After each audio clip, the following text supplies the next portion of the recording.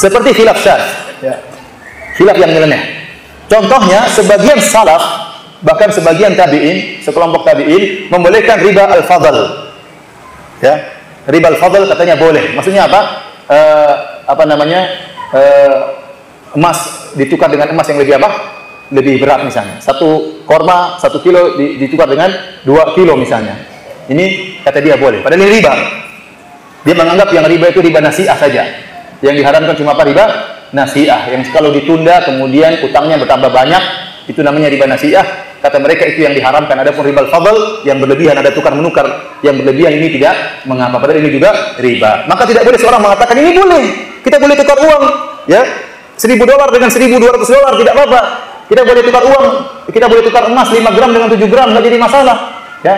Kenapa ada tabi'in yang bolehkan riba al-fadl? Kita bilang salah, itu tabi'in keliru. Ini khilaf, namanya khilaf apa? Syadz. Itu khilaf yang nyeleneh, tidak boleh diikuti. Paham? Contohnya, ada sebagian salaf dari para ulama dari kota Madinah yang membolehkan seorang lelaki menggauli istrinya dari dubur. Padahal kita tahu ada hadis yang melarang, dan ini dilaknat perbuatan seperti ini. Dilarang oleh Nabi sallallahu alaihi wasallam. Mungkin tidak sampai dalil kepada dia. Ya, tidak semua orang menguasai sunnah-sunnah Nabi. Ya.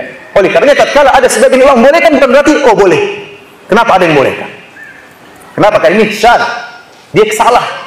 Namun kesalahan dia ternyata tercatat dan ternukil sampai sekarang. Contohnya, ya, sebagian orang-orang ulama dari Kufiyin, dari Kufah, membolehkan minum, ya, khamar yang terbuat dari selain anggur. Kata mereka khamar yang dilarang cuma yang terbuat dari apa? Anggur. Adapun yang selain dari anggur, meskipun itu khamar selama tidak teler boleh. Contohnya khamar dibuat dari beras, dari korma, oh tidak apa-apa, yang penting tidak mabuk. Kalau anggur tidak boleh. Dan ini menyelisih pendapat ulama dan menyelisih hadis-hadis Nabi.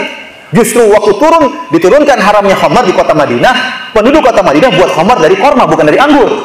Kebanyakan mereka buat khamar dari mana? Dari korma, bukan dari anggur. Nah, mereka sebagian mazhab Hanafiyah dari ulama Kufiyin, dari ahlu Kufah, mereka mengatakan khamar tersebut selama bukan dari anggur masih boleh diminum.